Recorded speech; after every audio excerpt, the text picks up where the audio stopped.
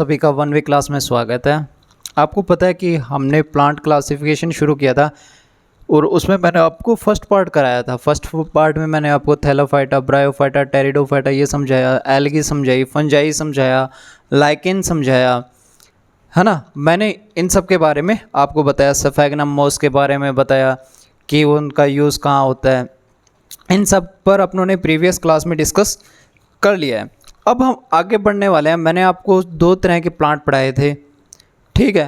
पहले प्लांट जिनके बीज फल फूल नहीं होते, दूसरे जिनके होते हैं। मैंने करा कौन से दिए?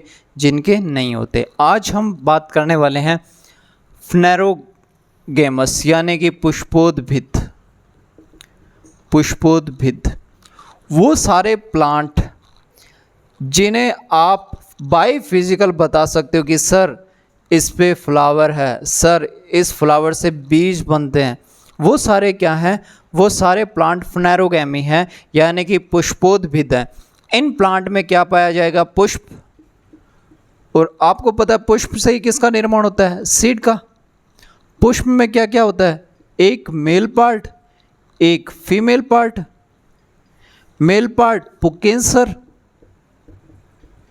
फीमेल पार्ट स्त्री कैंसर, है ना। तो वो सारे प्लांट जिनमें पुष्प पाए जाते हैं वो सारे क्या होते हैं? हमारे फ्नेरोगेमी होते हैं। ये भी आगे जाके दो भागों में विभक्त हो जाते हैं, एक जिम्नोस्पर्म और एक एंजियोस्पर्म। एक ऐसे बीज जो नग्न अवस्था में पाए जाते हैं, दूसरे जिन पर आवरण पाया जाता है, जिन पर आवरण पाया जाता है। पहला जिम्नोस्पर्म यानी कि नग्न बीज यानी कि अनावर्त बीज, ये क्या होते हैं? आवरण द्वारा ढके हुए नहीं होते, ठीक है। एंजियोस्पर्म, एंजियोस्पर्म क्या होते हैं? आवरण द्वारा ढके हुए होते हैं। जैसे आपने मटर देखा है, मटर के बीज पे एक आवरण होता है छोटा सा। चना देखा है, चने के बीज पे क्या होता है? एक छोटा सा आवरण होता है। तो उस तरह के प्लांट किस में आते हैं? एंजियोस्पर्म में आते हैं।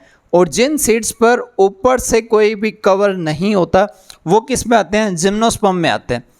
पहले बात करेंगे अपने जिम्नोस्पर्म में यानी कि नग्न बीज। ये ज़्यादातर पौधे कैसे होते हैं? मरुस्थल में उगने वाले होते हैं यानी कि मरुद्भिद पौधे होते हैं। ये परागण किससे करते हैं? ये परागण करते हैं वायु से। परागण किससे करते हैं? वायु से। अब मरुस्थल में पौधे कैसे होते हैं? झाड़ी टाइप वृक्ष होते हैं, शाखित होते हैं, है ना। किस तरह के वृक्ष होते हैं? झाड़ी टाइप वृक्ष होते हैं, शाखित होते हैं। ये मरुस्थल में उगते हैं यानी कि मरुद्भिद होते हैं। इनमें परागण वायु द्वारा होता है। इनकी जड़ों पर क्वेश्चन आता है, अक्सर जड़ों पर क्वेश्चन आता है। क्वेश्चन ये आता है कि जिम्नोस्पर्म की जड़ें कैसी होती है? अब रूट दो तरह की होती है, जड़ दो तरह की होती है, अपस्थानिक और मुसला, मुसला जड़। तो जिम्नोस्पर्म में कैसी जड़ें पाई जाती हैं? मुसला जड़ें पाई जाती हैं। कैसी? मुसला जड़ें। ऐसी जड़ें जो नीचे ऐसे बहुत सारे मिट्टी को पकड़ कर रख लेती है, उसे बोलते हैं मुसला जड़ें। मुसला जड़ों से एक क्वेश्चन आता है कि मुसला जड़ द्वारा रूपांतरित फल का क्या नाम है? ऐसे बहुत सारे उदाहरण हैं। गाजर, मूली, ये क्या है? मुसला जड़ से रूपांतरित हुए फ्रूट है ना। अब अभी तक हमने क्या देखा? अभी तक हमने देखा सर जिम्नोस्पर्म। जिम्नोस्पर्म क्या होते हैं? मरुद्भिद होते हैं। ये कहाँ उगते हैं? मरुस्थल में उगते हैं। ये कैसे पौधे होते हैं? परागण द्वारा, वायु द्वारा परागण करते हैं। और सारा हमने देखा कि इनकी जड़ें क्या होती है? मुसला होती है, ठीक है। अब जो सबसे इम्पोर्टेंट पौधा है, जो सबसे इम्पोर्टेंट चीज़ है, वो है हमारे पूरे प्लांट किंगडम का सबसे ऊंचा पौधा। हमारे पूरे प्लांट किंगडम का सबसे लंबा पौधा, सबसे ऊंचा पौधा किस कुल में है? तो वो है जिम्नोस्पर्म में। और उसका नाम क्या है? सिकोए सेम्परविरेस। क्या नाम है? सिकोए सेम्परविरेस। हमारे प्लांट किंगडम का सबसे ऊंचा पौधा क्या नाम है? सिकोए सेम्परविरेस। किस में है? ये है जिम्नोस्पर्म में। किस में? जिम्नोस्पर्म में। इसे क्या बोला जाता है? Coast redwood of California. क्या बोला जाता है? Coast redwood of California. इसकी हाइट की बात करें तो लगभग 120 मीटर होती है। कितनी? 120 मीटर। इस जिम्नोस्पर्म का सबसे ऊंचा पौधा या हमारे प्लांट किंगडम का भी सबसे ऊंचा पौधा कौन सा है? सिकोए सेम्परविरेस। इसे क्या बोला जाता है? Coast redwood of California. इसकी हाइट कितनी होती है? लगभग 120 मीटर। और इसी जगत का सबसे छोटा पौधा क्या नाम है? जेमिया पिग्मिया। क्या नाम है? जेमिया पिग्मिया। ठीक है। जिम्नोस्पर्म के अंदर सबसे लंबा पौधा सिकायो सेम्परविरेस, सबसे छोटा पौधा जेमिया पिग्मिया। जिम्नोस्पर्म का यूज़ बहुत है। जिम्नोस्पर्म का पहला यूज़ आता है फूड के रूप में। फूड के रूप में कैसे? साइकस नाम का एक पेड़ होता है, उसके तने में मंड पाया जाता है, उसको निकाल कर खाते हैं कुछ लोग। किसमें? साइकस नाम के पेड़ के तने में एक मंड पाया जाता है, यानी कि खाने योग्य भाग पाया जाता है, लोग उसको खाकर निकाल कर खाते हैं।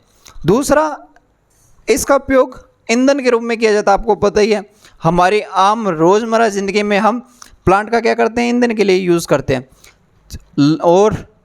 और इसका यूज़ तेलीय किया जाता है, जैसे चीर का तेल निकालने में। तारपीन का जो तेल होता है वो चीर के पेड़ से निकलता है, देवदार के पेड़ से तेल निकलता है। तो इन सब प्लांट का यूज़ हम अभी पढ़ेंगे। तो अब हम पढ़ते हैं इन सब प्लांट का यूज़, कि इन सब का यूज़ कहाँ का है।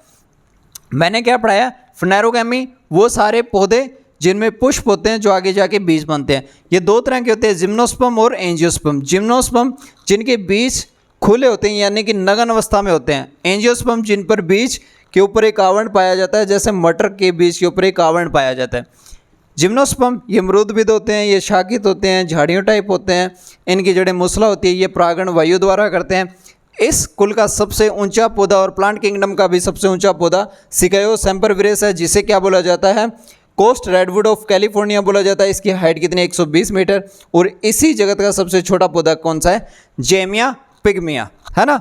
तो अब हम देखेंगे जिम्नोस्पर्म प्लांट के यूज़ क्या क्या है, कहाँ कहाँ यूज़ होते हैं। जैसे मैंने आपको बताया कि फूड में इसका यूज़ होता है, फ्यूल में इसका यूज़ होता है। तो इस तरह हम आगे देखेंगे कि इसका यूज़ और कहाँ कहाँ है। जिम्नोस्पर्म के यूज़ क्या क्या है। पहला यूज़ फूड। मैंने आपको बताया कि साइकस नाम का एक प्लांट होता है, उसके स्टेम से मंड निकाला जाता है, जिसे क्या बोला जाता है? सागोपाम बोलते हैं। क्या बोला जाता है? सागोपाम। सागोपाम क्या है? जो अपने आम घरों में यूज़ करते हैं, साबूदाना। नाम सुना? साबूदाना। साबूदाना ये क्या है? ये साइकस के स्टेम से निकाला हुआ एक खाने योग्य पदार्थ है। दूसरा, इन प्लांट का यूज़ जलाने में किया जाता है। तीसरा, वाष्पीय तेल। चीड़ के पेड़ से तारपीन का तेल निकाला जाता है, देवदार के पेड़ से सैंड्रस तेल निकाला जाता है, और जूनिपेरस की लकड़ी से सैंडकास्ट तेल निकाला जाता है। पहला यूज़ क्या था इसका? फूड का। साइकस का जो तना होता है उससे साबूदाना निकाला जाता है, जिसे सागोपाम बोलते हैं। सेकंड, जलाने के रूप में। थर्ड, वाष्पीय तेल। चीड़ के पेड़ से तारपीन का तेल, देवदार के पेड़ से सैंड्रस का तेल, जूनिपेरस की लकड़ियों से सैंडकास्ट का तेल। और इसका यूज किया जाता है शाही बनाने में, चमड़ा साफ़ करने में, शाही बनाने और चमड़ा साफ़ करने में। और इसका यूज़ किया जाता है रेजिन। रेजिन होता है, रेजिन इसके छोटे छोटे पौधों से निकाला जाता है। शंकु पौधों से एक लिक्विड पदार्थ निकाला जाता है जिसे बोलते हैं रेजिन। इसका यूज़ होता है पॉलिश में और पेंट में। पेंट जो अपने घरों में करते हैं उन सब में यूज़ होता है। साइकस के स्टेम में क्या निकाला जाता है? मंड निकाला जाता है, जिसे साबूदाना बोलते हैं। जलाने में वाष्पीय तेल चीड़ के पेड़ से, देवदार के पेड़ से, जूनिपेरस की लकड़ियों से, शाही तथा चमड़ा बनाने में रेजिन यानी कि अपने पॉलिश और पेंट में भी इसका यूज़ किया जाता है। अब अपने चलेंगे, मैंने अभी क्या बताया आपको? जिम्नोस्पर्म। अब अपने पढ़ेंगे एंजियोस्पर्म। एंजियोस्पर्म क्या होगा? एंजियोस्पर्म वो सारे बीज जिन पर आवरण होंगे। ठीक है, ये भी दो तरह के होंगे, मोनोकोट और डाइकोट। एक बीजपत्री और द्विबीजपत्री। पर मोनोकोट और डाइकोट में फ़र्क क्या होता है? देखने में दोनों पर आवरण तो है, पर दोनों में फ़र्क क्या है? दोनों में पहला फ़र्क है कि इनके बीज होते हैं ना, वो फूल के अंदर होते हैं। बीज फूल के अंदर होते हैं। जो मोनोकोट होते हैं ना, जितने भी एंजियोस्पर्म के मोनोकोट प्लांट है, उन सब के जो सीड्स हैं वो किस में है? फ्लोर के अंदर ही है। ठीक है, फ्लोर के क्या है? अंदर ही है। और इनके देखने पे ऐसा लगता है कि एक ही है, जैसे प्याज, लहसुन, ये सारे क्या है? सारे देखोगे तो एक जैसे होते हैं, एक बीजपत्री होते हैं, यानी कि इन पर नहीं होता। वहीं द्विबीजपत्री में क्या होता है? आपको दिखने पर सुस्पष्ट दिखाई देगा कि इनमें डंबल जैसी संरचना पाई जाती है। जैसे सरसों, जितने भी दलहन की सारी फसलें वो किस में? डाइकोट में। जितने भी सारी दलहन फसलें हैं, सरसों है ना, जितने भी अपने कुल हैं, ये कौन से वाले? जो क्रूसीफेरी कुल है, जो जितने भी सारे कुल हैं वो किस में है? जिनको देखने से डंबल जैसी संरचना दिखाई दे, जिन्हें हम फिजिकल देखें तो डंबल जैसी संरचना दिखाई दे, वो सारे किस में आते हैं? वो सारे डाइकोट में आते हैं। ये था हमारा छोटा सा क्लासिफिकेशन, जहाँ से क्वेश्चन आते हैं। पर अब क्वेश्चन किससे पूछे जाएंगे? प्लांट मार्फोलॉजी से भी क्वेश्चन आते हैं। प्लांट मार्फोलॉजी से मतलब स्टेम से क्वेश्चन आते हैं, रूट से क्वेश्चन आते हैं, लीफ से क्वेश्चन आते हैं। तो वो अपने नेक्स्ट क्लास में डिस्कस करेंगे।